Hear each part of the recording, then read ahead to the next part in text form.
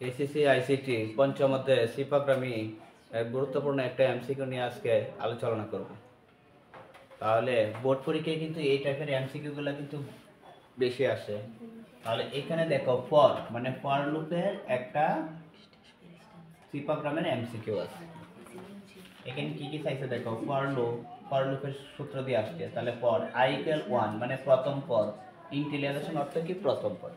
এরপরে কন্ডিশন শতকরা কত পর্যন্ত 6 পর্যন্ত, i <= কত 6। এরপরে i++, তাহলে প্লাস বলতে কি 1 মানে এক ব্যবধান। এরপর হলো ইফ i = 4 কন্টিনিউ, তাহলে কন্টিনিউ কথাটা দিয়ে বোঝায় চলমান। এরপরে প্রিন্টএফ এসএসসি এক্সাম। এখন 2 নম্বরে কি চাইছে দেখো, এখানে কি চাইছে উদ্দীপকের প্রোগ্রামটিতে এসএসসি এক্সাম কতবার প্রদর্শিত হবে। তাহলে এই এসএসসি এক্সাম কতবার প্রদর্শিত হবে, এখন এটা নির্ভর করব কার উপর, এই কন্টিনিউর উপর।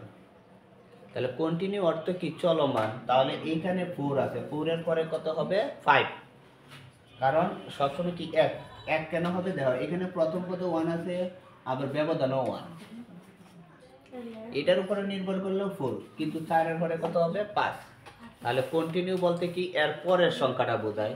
তাহলে এর পরের সংখ্যা কত, 4 এর পরে কত 5, তাহলে কি ক নাম্বারটা হবে আনসার।